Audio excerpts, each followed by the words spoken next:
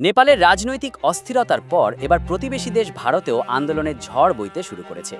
সাম্প্রতিক সময় দেশটির বিভিন্ন প্রান্তে জন আন্দোলন, বিক্ষোভ ও প্রতিবাদের খবর সামনে আসছে। বিশেষ করে তরুণ প্রজন্ম ও সাধারণ জনগণ সরকারের নানা নীতি এবং সিদ্ধান্তের বিরুদ্ধে ক্ষোভ প্রকাশ করছে। এর ফলে ভারতের সামাজিক ও রাজনৈতিক অঙ্গনে নতুন করে আলোচনার জন্ম নিয়েছে। ভারতের কেন্দ্রীয় সরকার দীর্ঘদিন ধরে বিভিন্ন সংস্কারমূলক পদক্ষেপ ও আইন বাস্তবায়নের চেষ্টা করে আসছে, তবে অনেক ক্ষেত্রেই সাধারণ মানুষের প্রত্যাশা অনুযায়ী ফল মেলেনি।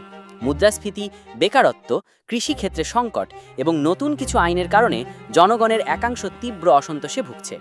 এরই মধ্যে শিক্ষার্থী, কৃষক ও শ্রমিক সংগঠনগুলো একত্রিত হয়ে আন্দোলনে নেমেছে। তারা স্লোগান দিচ্ছে পরিবর্তনের পক্ষে, দাবি তুলছে মৌলিক অধিকার ও সুবিচারের জন্য। রাজধানী দিল্লি থেকে শুরু করে উত্তরপ্রদেশ, বিহার, মহারাষ্ট্র সহ একাধিক রাজ্যে বিক্ষোভ ছড়িয়ে পড়েছে। সড়ক অবরোধ, মিছিল, মিটিং ও মানববন্ধনের মতো কর্মসূচি প্রায় প্রতিদিনই অনুষ্ঠিত হচ্ছে। পুলিশ এবং আইন শৃঙ্খলা বাহিনীর সঙ্গে অনেক জায়গায় আন্দোলনকারীদের সংঘর্ষ হয়েছে।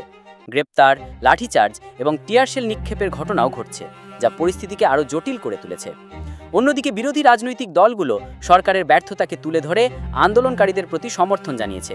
তাদের দাবি, বর্তমান সরকার জনগণের আশা আকাঙ্ক্ষাকে পূরণ করতে ব্যর্থ হয়েছে এবং একের পর এক সিদ্ধান্ত চাপিয়ে দিচ্ছে। তারা হুঁশিয়ারি দিয়ে বলছে, জনগণের ক্ষোভকে অবহেলা করলে ভারতের গণতান্ত্রিক কাঠামো মারাত্মকভাবে ক্ষতিগ্রস্ত হবে। বিশেষজ্ঞরা মনে করছেন, এই আন্দোলন শুধুমাত্র অর্থনৈতিক সংকটের কারণে নয়, বরং একটি দীর্ঘমেয়াদী রাজনৈতিক হতাশার প্রতিফলন। জনগণের বৃহৎ অংশ মনে করছে, তাদের মতামত ও কণ্ঠস্বর শোনা হচ্ছে না। তরুণ প্রজন্ম বিশেষ করে চাকরির অভাব ও শিক্ষা খাতে অনিয়ম নিয়ে হতাশ। কৃষকরাও দীর্ঘদিন ধরে তাদের ফসলের ন্যায্য দাম না পাওয়ায় ক্ষোভ জমিয়ে রেখেছিল। সাম্প্রতিক এই আন্দোলন ভারতীয় রাজনীতিতে নতুন এক মোড় তৈরি করতে পারে বলে ধারণা করা হচ্ছে, কারণ আন্দোলনের বিস্তার ও ব্যাপকতা দেখে বোঝা যাচ্ছে এটি কেবল সাময়িক ক্ষোভ নয়, বরং জনগণের দীর্ঘদিনের দাবির বহিঃপ্রকাশ।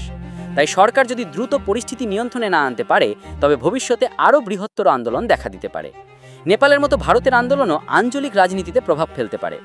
দক্ষিণ এশিয়ার দুই গুরুত্বপূর্ণ দেশে টানা অস্থিরতা গোটা অঞ্চলের স্থিতিশীলতার জন্য হুমকি হয়ে উঠতে পারে। আন্তর্জাতিক মহলও তাই পরিস্থিতির দিকে গভীর নজর রাখছে।